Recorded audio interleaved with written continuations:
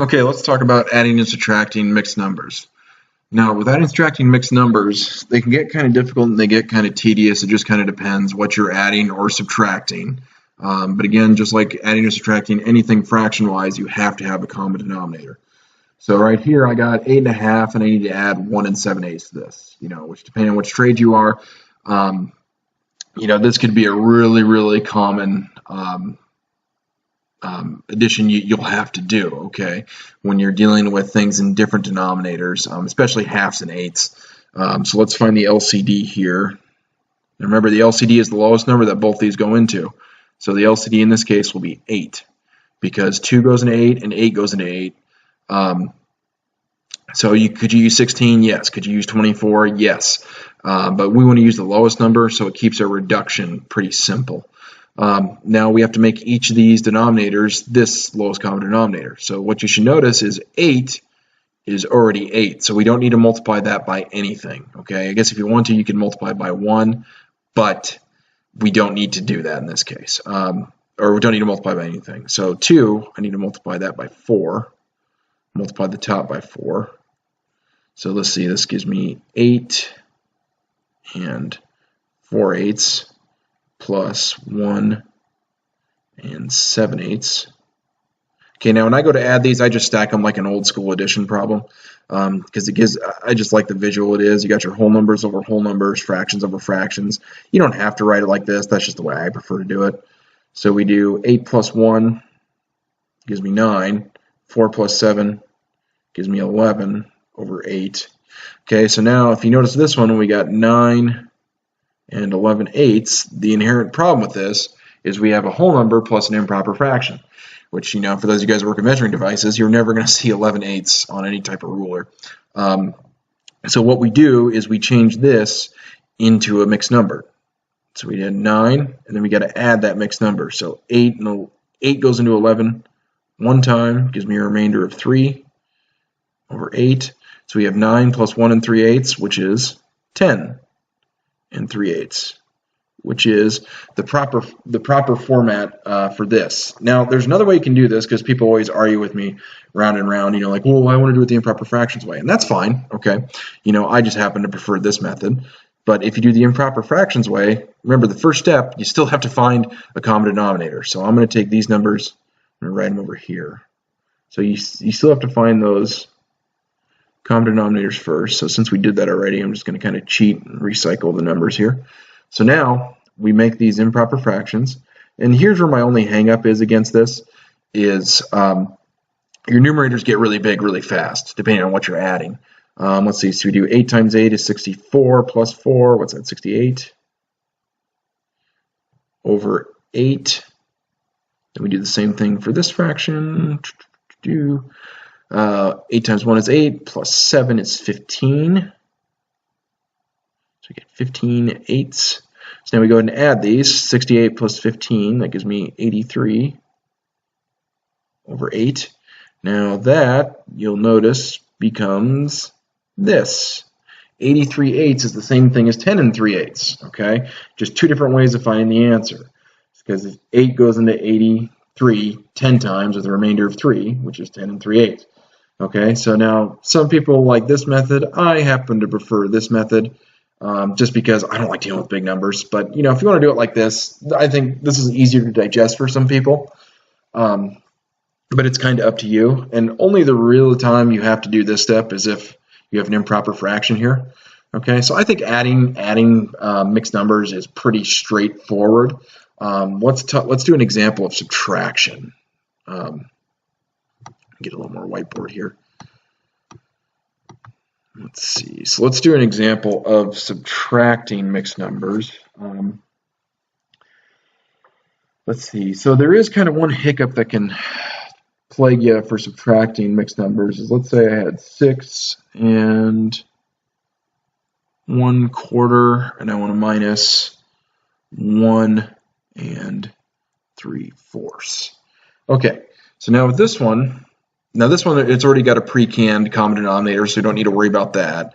So let's do 6 1/4 minus 1 and, oops, got that backwards. Erase that really quick. Nope, erase. Okay, so minus 1 3/4. Okay, so now if you go to subtract this one, you should notice a problem. We can take 1 away from 6, but I can't take 3 away from 1. So what we have to do here is borrow. Okay, so what we do, and I like the borrowing method because if your answer is a mixed number, it'll spit out the mixed number. If your answer is just a fraction, it'll spit out the fraction. So what we do is we borrow from the 6, which gets knocked down to 5. And this is the step everybody forgets. They can usually do the I consider the weirder step simpler, but they always forget to knock this whole number down. So remember, when you borrow, you take from the 6 and then you throw that unit of 1 back over here. But we have a fraction, so what do? Well, how do you represent 1 as a fraction? Well, since it's fourths, we write it as 4/4. Okay. Now the reason for this is because this is fourths, and we need to express 1 in fourths so we can add it to this fraction. And 4/4 is 1. Now, if you want to keep it as simple as just adding the 4 to the 1, that's fine. I don't care which way it makes sense to you in your mind, but I'm going to just do it like this, okay?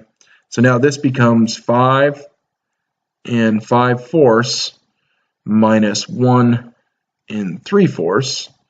So we get 5 minus 1 is 4. 5 minus 3 is 2. Oops, 2. Sorry. Let's write that a little better. Sorry, my penmanship isn't the best. Okay, so we get 4 2/4, which can reduce down to 4 1/2. Okay, now again, you're probably asking yourself, well, can I use improper fractions? And yeah, you can. So let me write the problem over here. So if I had 6 1/4 minus 1 3/4, so that's what, it's at 25/4 minus, 1 times 4 plus 3, what's that, 7/4. Then we subtract those, that gives me 18/4, which I would simplify to 9/2, which 9/2 becomes 4/2. So it's the same thing, it's just kind of which way you like. Now I like this one. Some people see this part is tedious right here, but I like this because it spits out my 4.5 right away. Some people are okay with this, and that's completely fine because, if you kind of compare the steps, this looks like a mess. This looks a little more organized. So, it's whatever method you're comfortable with, okay? Just do what works for you, okay? But let's do 2 more subtraction problems here.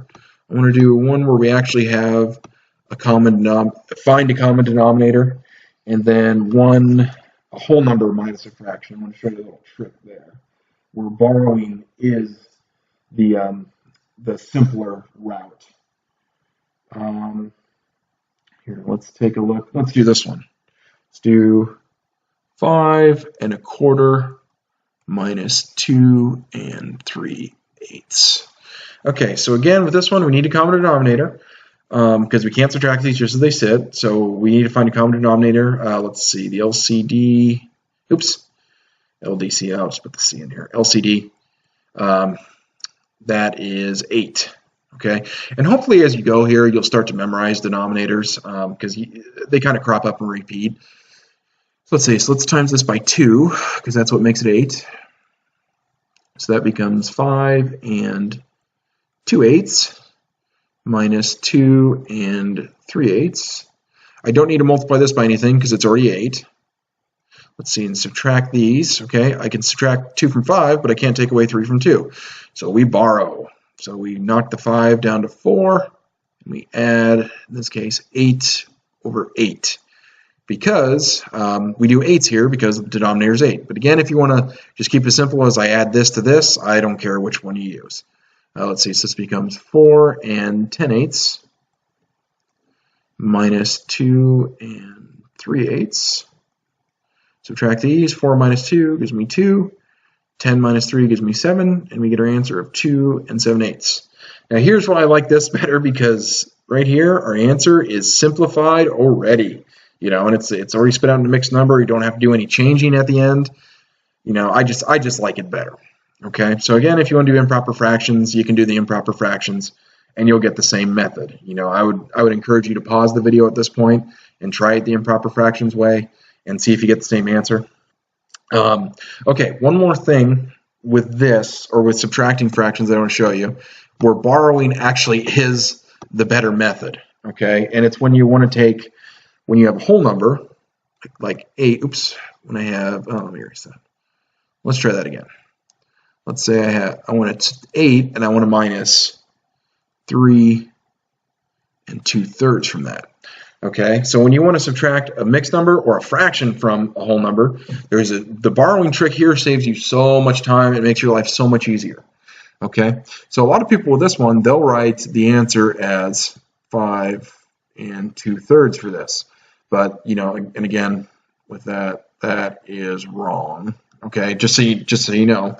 Again, I'm trying to cover my butt legally here.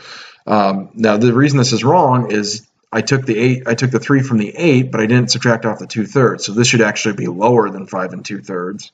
Okay, so what we need to do here, let me erase that.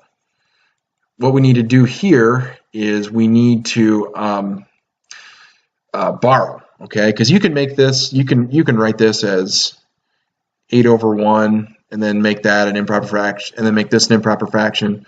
3 times 3 plus 2, what's that, minus 11/3. Then find the common denominator and subtract. Let's see, so LCD would be 3. So we times this by 3, times that by 3, so we get 24/3 minus 11/3. Let's see, 24 minus 11 gives me, what, 13/3, which is 10 and 3, no, that's not right. That's not right. See, even the teacher's fallible. Let's see, 3 goes into 13 4 times. Let's see, 4 times 3 is 12, so remainder of 1, so that's 4 1/3. Okay, but you look at that, kind of a lot of work. So if you can just remember the simple borrowing step, draw a line here. The simple borrowing step, I think borrowing is easier 100% of the time. So you can rewrite 8 as 7 3/3. Okay, because 7 3/3 is the exact same thing as 8, and the reason I'm making it thirds is so I match with this denominator right here, so I can subtract them seamlessly. So we go ahead and subtract these. 7 minus 3 is 4. 3 minus 2 is 1. So we get the same answer in about half the steps. Okay, so it's a really simple thing, division-wise, or not division-wise, borrowing-wise, is just being able to borrow, make this whatever the back denominator is, and you can subtract a lot faster. Okay, so I'll show you another quick example here. Let me erase that. Now let's go ahead and erase that too. Okay, let's do one more quick example. Let's say I want to subtract. Let's say I got 10. And I need a minus, I don't know, 2 and 11/16 from that. Okay? So again, if I just use the borrowing method, knock the 10 down to 9, and then make your fraction 16/16, because this is in 16ths. You want to subtract them.